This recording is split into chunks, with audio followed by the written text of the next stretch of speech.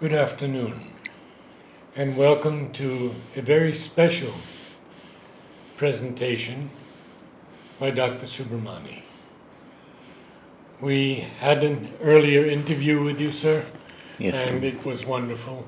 Uh, Now you teach the Life Divine to a number of students outside the university, as I understand. So please begin. Life Divine was first serialized, as you are aware, in Arya. In 1914, first it was collaborated with Paul Richard, Arya. Then Sri Aurobindo did it single-handedly till 1921. And Arya, uh, Sri Aurobindo has defined the word Arya like this. The word in its original use expressed not a difference of race, but a difference of culture. For in the Veda, the Aryan peoples are those who had accepted a particular type of self culture, of inward and outward practice, of ideality, of aspiration. In later times, the word Arya expressed a particular ethical and social ideal, the ideal of well governed life, candor, courtesy, nobility, straight dealing, courage, gentleness, purity, humanity, compassion, protection of the weak, liberality, observance of social duty, eagerness for knowledge, and respect for the wise and learned. The combined ideal of the Brahmana and the Kshatriya. Intrinsically, in its most fundamental sense, Arya means an effort or an uprising and overcoming. The Aryan is he who strives and overcomes all outside him and within him that stands opposed to the human advance. Self conquest is the first law of his nature, for in everything he seeks truth, in everything right, in everything height and freedom. Self perfection is the aim of his self conquest. Therefore, what he conquers, he does not destroy, but ennobles and fulfills. Always the Aryan is a worker and a warrior. He spares himself no labor of mind or body, whether to seek the highest or to serve it. Because the word Aryan is now misinterpreted, has been misinterpreted in recent terms, it is important for us to give emphasis on Sri Aurobindo's definition of the word Arya. So those volumes, Sri Aurobindo came to Pondicherry, to the Tamil country, and all those for volumes of Arya. In Arya, you find the Life Divine, then the Foundations of Indian Culture, the Secret of the Veda, then his commentaries on Isha Upanishad, Kena Upanishad, his sociological writings, Ideal of Human Unity, and the human cycle, and so many other things. He all encompassing vision. Tamil Nadu is a special land. The kings here had given several maximum grants in India of Brahmadeva lands, tax-free land for Vedic studies and research. And so many maximum number of copper plates have been discovered in the Tamil country, or tax-free land for Vedic research and Vedic studies and Vedic recitations. And so Sri Aurobindo came, and research was done, and the place where the ashram is situated, that was place where once Agastya did his tapas. We have heard that, yes. Yeah. Agastya came from north to the south, and he created a bridge between these two. So, Life Divine is a central work of Sri Aurobindo, and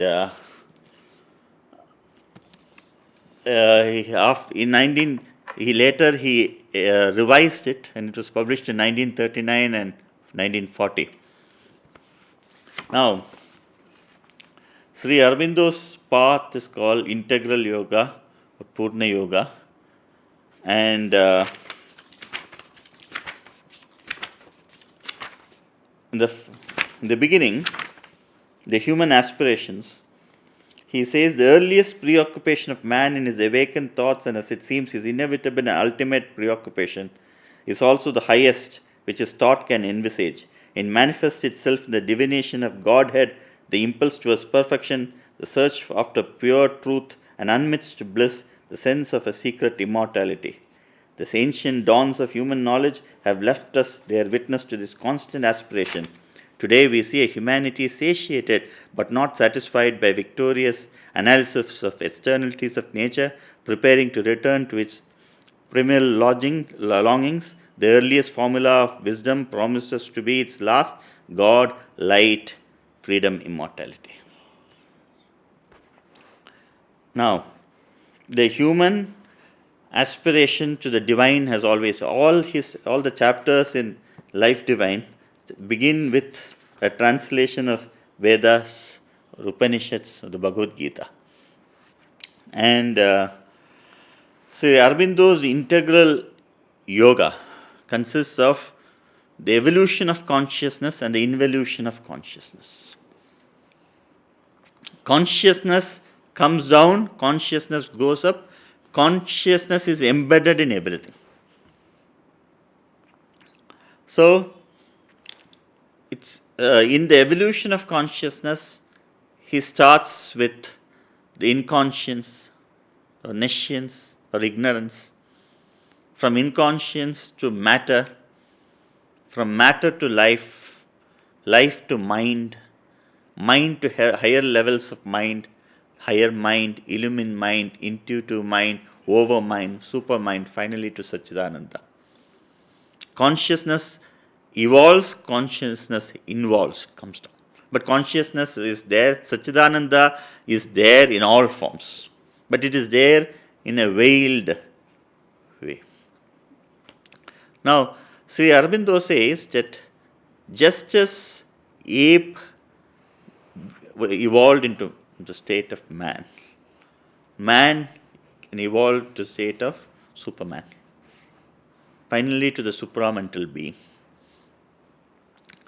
In the ape, man consciousness was being experimented. In man, God consciousness is being experimented. Man is a laboratory in which God consciousness is being experimented. And in Sri Aurobindo's integral yoga, nothing is left out. For instance, he says East neglected matter a lot. So he starts from matter. East neglected matter, the West neglected the spirit. And what we require now is an integration of these two. So matter in the Upanishads is Brahman. But over the period of time, all these things were reduced to theological debates. During the period of Advaita, Vishishtadvaita, Dvaita, the spiritual thinkers, the spiritual acharyas, wanted to prove their point that the Upanishads are Advaitic, or the Upanishads are Vishishtadvaitic, or the Upanishads are Dvaitic. So, in order to prove it, what happened was the original spirit got lost. Sri Aurobindo wants us to take us back to the teaching of the Upanishads, which says that everything is Brahman. Sarvam Kalvidam Brahman of Yajnavalkya. Now, two great spiritual personalities who have influenced India, Buddha and Shankara, he says, have had only a partial realization. And Advaita negates the existence of the world, the Maya. That's illusion. But for Sri Aurobindo and the mother, this universe is Brahman, the universe is divine. It is not an illusion, it is not a Maya. Now, there are certain points which I want to bring out here. Sri Aurobindo, in the first few chapters, he deals with the materialistic denial and the refusal of the ascetic. Now, he says in evolution, everything has a part, everything has a role. The materialistic has a role, the rationalistic has a role. In fact, in ancient India, we had Charuvaka who questioned the existence of God. Rationalism, he salutes the rationalist. Rationalism has played a major role in evolution. And it has taken, for take mankind forward to this level of consciousness, scientific achievements, rationalism, rational thinking, the intellect, all have played a major role. But intellect has to be surmounted, has to be surpassed. It can be a snare. He says the mind is an intermediate step, it is not final.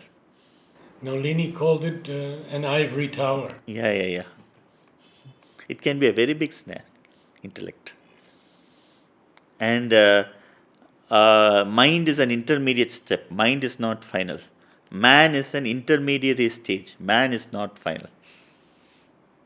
But for evolution, reason was required, but reason now is the bar. Mind was required, now mind is the bar.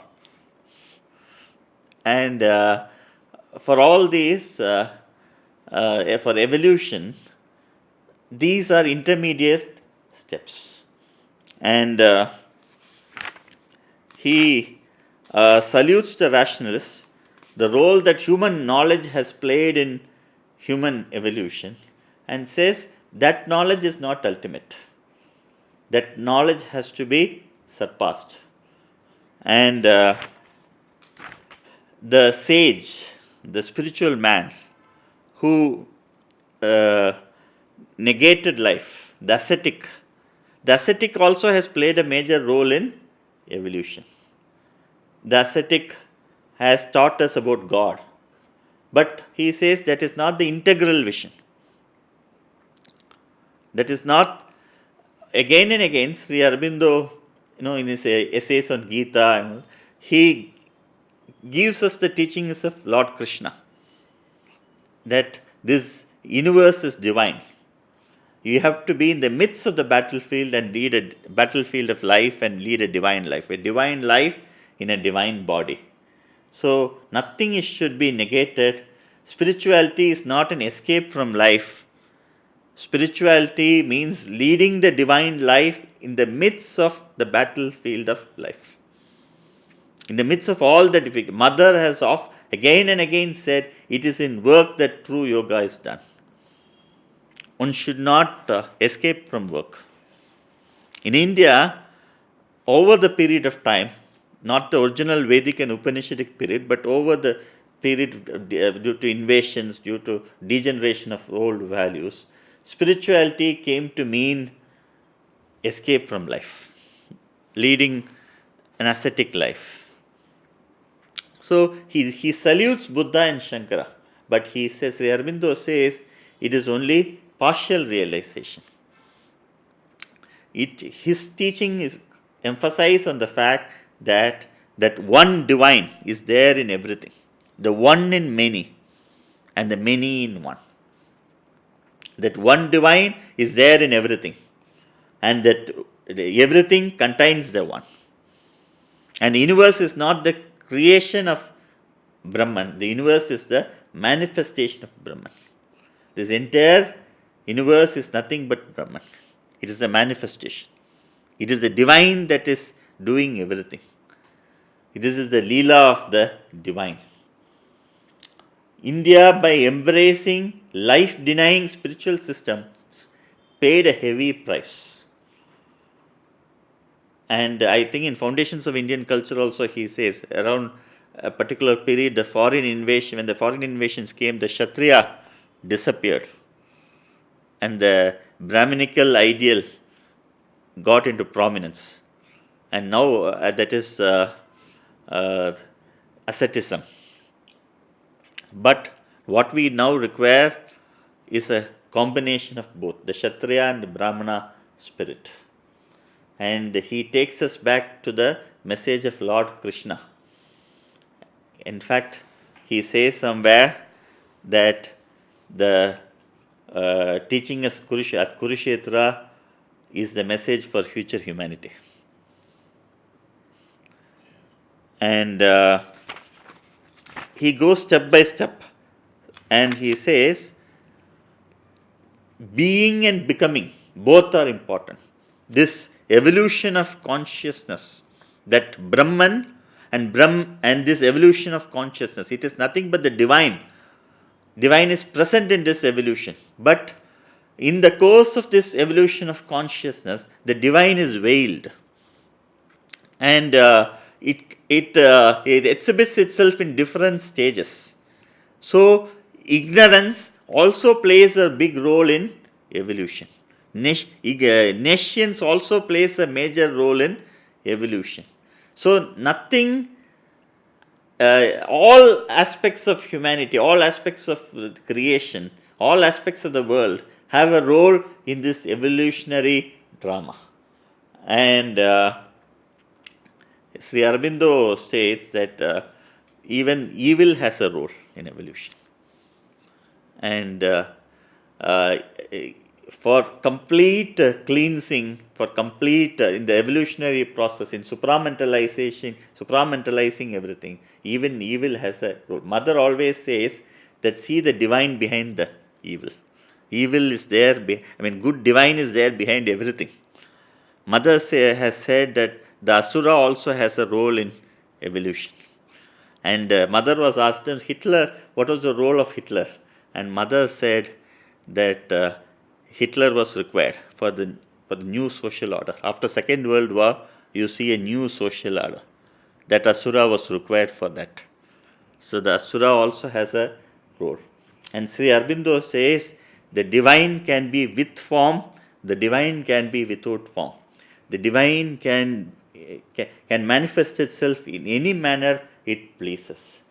It is the same divine that is there with form, it is the same divine which is there without form. And divine is present in everything. And now, the problem now is we are caught in mind consciousness. That is why there is no harmony. Mind is the seat of the ego. And mind is required up to a particular level of evolution. The intellect is required for a particular level of evolution. And but mind is not final. The problem with the mind is divisive. Mind creates divisions. And mind sees everything from its own perspective. It doesn't have that universal perspective. The human mind is a very limited instrument. The civilization is going through an evolutionary crisis because it is an intellectual civilization. It is a mental civilization. Now, Sri Aurobindo and Mother, they want us to move forward to the intuitive mind. From intellectual mind to the intuitive mind, where there will be peace, where there will be harmony. And in evolution, see, we have come from inconscience to matter, matter to life, life to mind. Inconscience is darkness, but even in there, divine is present. Then life it manifests itself in so many forms. And life is our own vital mind is nothing but the life force. And the vital mind, the vital consciousness has lust, greed, passion, jealousy, and that has to be cleansed by total surrender to the divine. That not in all stages everything is present. That is, in life, in the mind, matter and life are present. In life, matter is present. So everything is present. And the divine consciousness evolves from inconscience to matter, matter to life, life to mind. Mind has life principle, and people get angry. It is because of this vital consciousness. People are jealous, people fall prey to lust because of this vital consciousness. The vital has to be cleansed. And then matter is also divine. And matter has to be taken care of. Everything is divine. And from mind, it evolves to higher levels of mind. The higher mind, the illumined mind, the intuitive mind, the over mind, the super mind, finally to Satchidananda or Brahman. Now, traditional Vedanta says Brahman alone is true, this world is false. But then Sri Aurobindo's integral yoga, Sri Aurobindo's and Mother's integral yoga says that this world is Brahman. There's nothing false. The world should not be negated. Mother always says that it is your vision that is false. The world is not false. It is your vision that is false. And the world is divine. Spirituality is not an escape from life.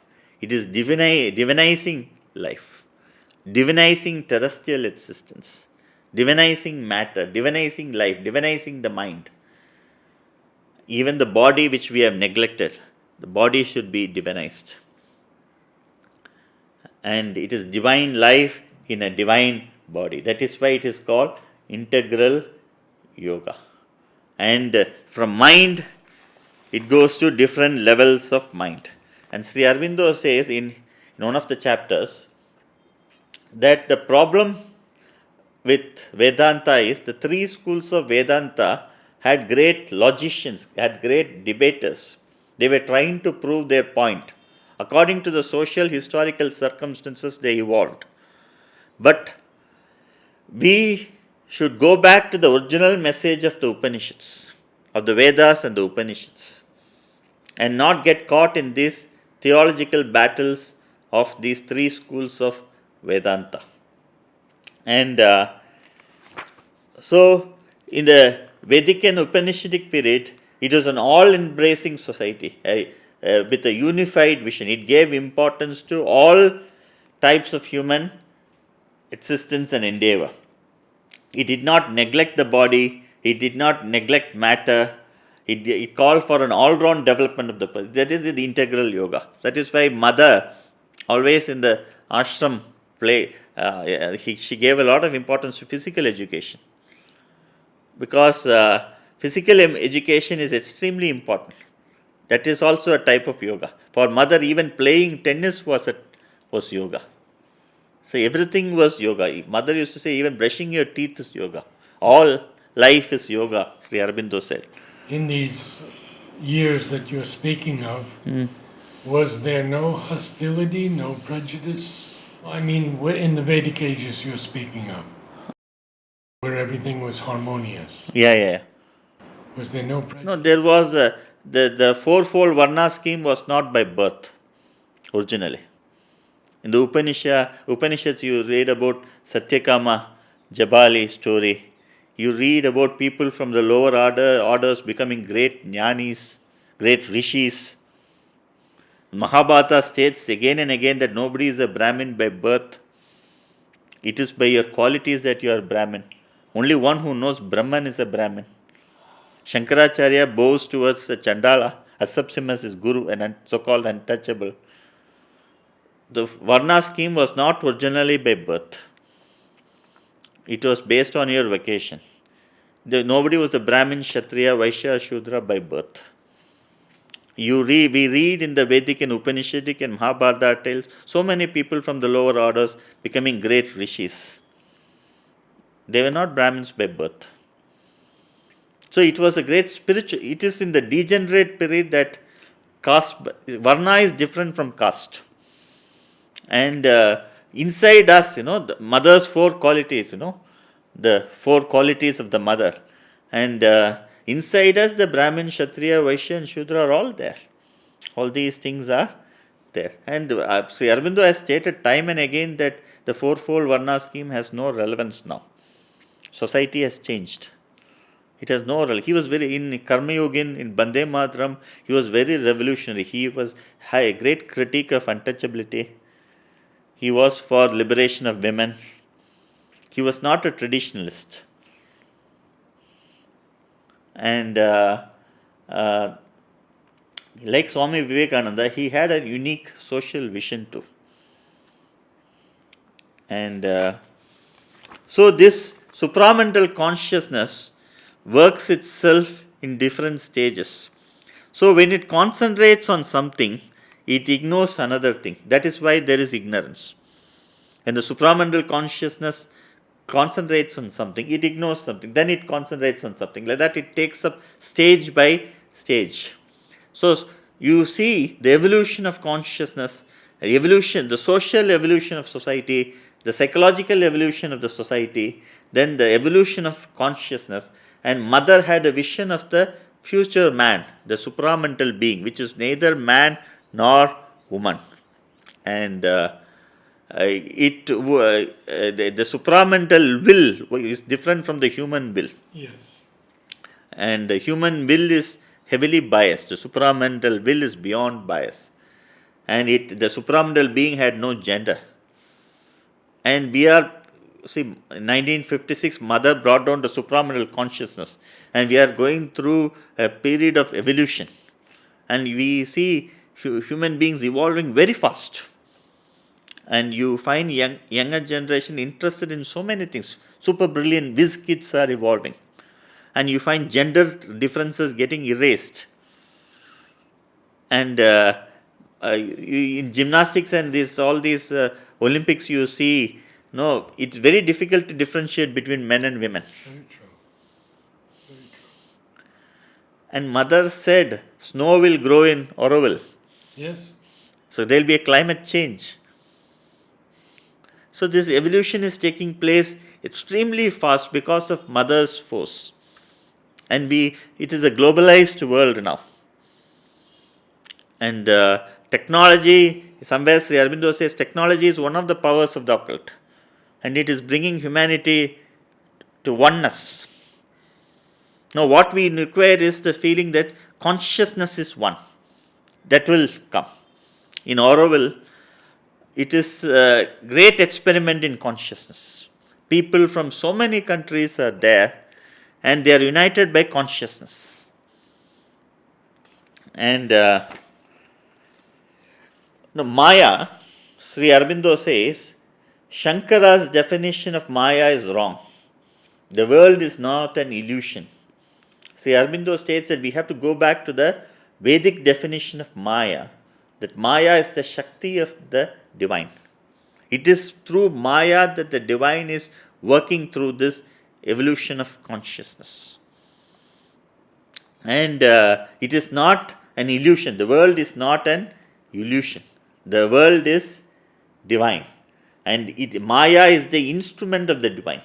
Through the Maya Shakti, the divine is working through this evolution. So, it was Buddha's or Shankara's realization, they were partial realization. They were not full realization. And in integral yoga, the full realization is this world is not an illusion. The world is real. Brahman is real. The world is real. World is Brahman. And the supramental consciousness controls everything. And everything is controlled through the supermind. And now we are controlled by the mind. Mind is a limited instrument. And whatever we see through the mind is not true. Mind is required for a particular level of consciousness. But then what we see through the mind is not that integral vision, not the vision of truth. It is a highly limited vision. That is why there are conflicts, because the mind creates these conflicts. Mind is heavily divisive. So, in integral yoga, you have to go beyond the mind. And for that, a lot of sadhana is required. Mother's Shakti has to descend. And in Sri Aurobindo's book, The Mother, he states that you should serve the divine for the sake of the divine. And it should not be a kind of bargain. Your vitals should be totally clean. There should be no selfishness or egoism in you. Only then the divine will come and be seated within us. And Mother's Shakti is enormous. It is stronger than nuclear power. Once you surrender to the Mother, Mother will do the yoga inside you. Mind and supermind. Mind and supermind. From mind, we have to evolve to the supermind. From man to the superman. From this mind consciousness to the supramental consciousness. we are now caught in a divisive animal consciousness. This animal consciousness has to be divinized. The mind is caught in a vital animal consciousness with animal instincts. It is the instinctive mind that we have, and we have to come out of that and divinize the mind, so that the supramental consciousness descends on us. So it is a continuous process. The evolution of consciousness and involution of consciousness is a continuous process. And the Satchidananda is there at all levels. Now, Aurobindo deals at all levels: matter, the knot of matter, the supermind, mind, overmind, Maya. Now, he doesn't leave any stage behind, he doesn't ignore any stage. And the overmind is the region of the gods and goddesses of religions, the overmind consciousness. Now it is the overmind consciousness that is controlling mankind now. We have to, and that is not creating complete harmony in the society. But it has taken man to this level of evolution. But we have to go beyond overmind to the supermind. Brahman is beyond space and time. Brahman can be in time, it can limit itself to space, it can limit itself to time, it is also beyond space and time. That is why the rishis had a Trikala Dishti, they were beyond space and time. Brahman can limit, in the evolutionary flow, it can limit itself to a body form, it can limit itself to space, it can limit itself to time. But its essential nature is beyond space and time. Once we are connected with supramental consciousness, we can also transcend space and time. We can, that in essays on Gita, Sri Aurobindo talks about the characteristics of an avatar.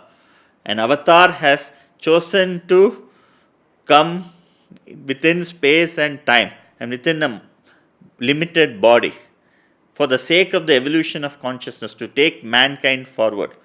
And Sri Aurobindo and Mother, the supramental avatars, they chose to descend and take this mortal frame to lift mankind up. Inside this mortal frame is the divine consciousness. So people saw Mother supervising the ashram. She was just like, children said she was just like another mother. So the divine consciousness chose to be a mother, though she was the mother of the universe, gods and goddesses, mother of the universe, mother of creation. But she chose to be a simple mother to children. And it is a sacrifice, the divine sacrifice in matter. It is a great sacrifice they made to take mankind forward. Sri Aurobindo also. So we could approach them. Yeah, they can. Mothers has said that Sri Aurobindo can be approached. Anyone can approach. Even now, Sri Aurobindo and Mother, they are there. We can. And Sri Aurobindo Mother has said Sri Aurobindo chose to abandon the body because earth consciousness was not ready. Earth consciousness was not ready. So he chose to abandon the body. It is something he did willingly, so that he can work at some other plane and that can be a faster level of evolution. And Mother also, you find, Mother's yoga, Mother's sadhana, even, he is supramentalizing the cells. And we see them as Mother and Sri Aurobindo. It is the divine consciousness that descended for the evolution. They were the supramental avatars. And Sri Aurobindo has written extensively on avatars in his essays on Gita. What is the role of an avatar, and divine taking up the human body with the limitations of the body. And finally, the body also will, in future creation, the body will be divinized. And mothers had the vision of the supramental being. It is neither man nor woman. and these biological activities that we see now will not be there. And by will, it is by because it has a supramental will. So through by will, everything will be. It can also abandon the body and take up another body. And the food, all those things will be different. It would smell a flower, and that would be from sunlight. That would be the food. And as a divine and undivine, Sri Aurobindo states that the undivine has a role in creation. Ultimately, there is nothing that is undivine. Everything is from the divine. And this undivine has the so-called undivine, which from our limited vision it looks undivine, that has a role in creation. That is to create perfection, so that the evolution is perfect. Very often we find that hostility, opposition helps us to evolve personally. So in evolution, these asuric forces are required for total evolution. So undivine is also from the divine. There is nothing that is apart from the divine. It is the divine that is there in this world, that has manifested itself in this world. So there is nothing that is apart from the divine. Mother often, she says in the Semitic religions, this concept of God is there, the dictatorial God. But in India, it is a divine, immanent in everyone, in everything. It is not the dictatorial God. So everything is from divine. So this animal consciousness has to be divinized. It requires constant sadhana. The mind plays its tricks. The mind is such a limited instrument, and the ego inside us, it plays its tricks. And for that, continuous surrender to the divine is essential. That's why, we devotees of Sri Aurobindo and Mother, we chant Ma, Ma again and again. We all remember and offer everything to the Mother. We believe that Mother is instrumental for everything. We are just instruments of the Mother. And it is the Mother that decides everything. And Mother has chosen us. He who chooses the infinite has been chosen by the infinite, Savitri. That is in Katha Upanishad, Yama says, it is the self which chooses. The self chooses you. You don't choose the self chooses you. So it is Mother has very often said that it is the divine will that pervades in everything. It is the divine will that controls everything. And surrendering to the divine will is the only solution.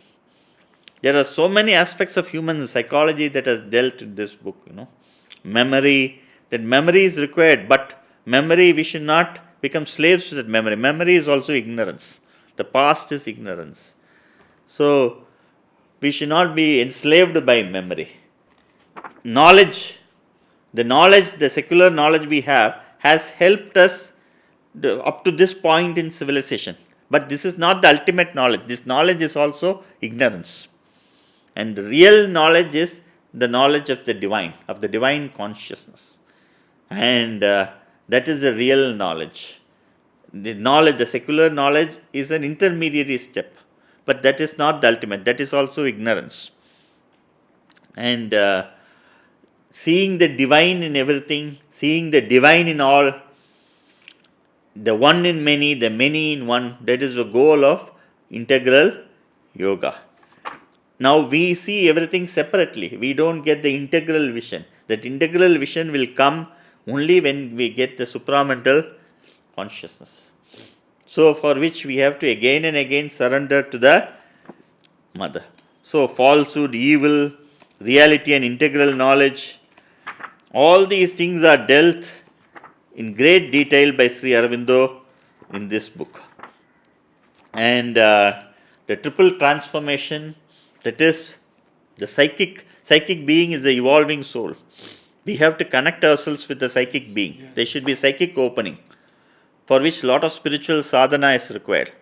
The psychic transformation, then the spiritual transformation, third is the supramental transformation. This is the triple transformation in integral yoga. And Mother saw the psychic being in everyone. And this path is wholesome. This path is, we have to take this message to this teaching of Sri Aurobindo's Life Divine to the younger generation, because at each stage it helps us in the perfection of our being. It makes us understand the nature of life. It helps us to come out of ignorance. And evolution is a reality. And evolution is, whether a mother has said that whether you understand, whether you know it or not, you are all breathing the supramental consciousness. So we are in special times. We have to be extremely grateful and thankful to the mother. 1956 is a landmark year in the history of civilization. And after the descent of the supramental, a mother brought down the supramental consciousness. After that, evolution has been taking place extremely fast. We have to tell the younger generation that they live in special times. And cleansing the mind, purifying the mind, divinizing the body, taking care of the body, divinizing the body, and purifying the speech. Mother said, what distinguishes us from animals is our power of speech. Animals are afraid of man because of our power of speech. Speaking as little as possible and speaking good things, and not getting angry. Mother has said that even righteous anger is wrong. Anger is very tamasic. Anger is the enemy of yoga. And then lust, then passion, all these things have to be tamed. These animal instincts have to be tamed. We have to turn inward. As we go deeper and deeper into integral yoga, our life becomes more and more perfect. And we don't react to external happenings, and we turn inward.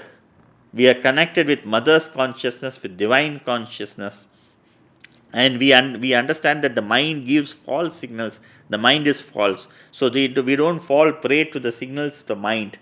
There is equanimity, there is equilibrium in mind, and as we grow higher and higher in consciousness, it is peace, it is bliss. It is mother's consciousness that prevails inside us at all times and all events. The life principle, matter, life, mind, everything gets supramentalized.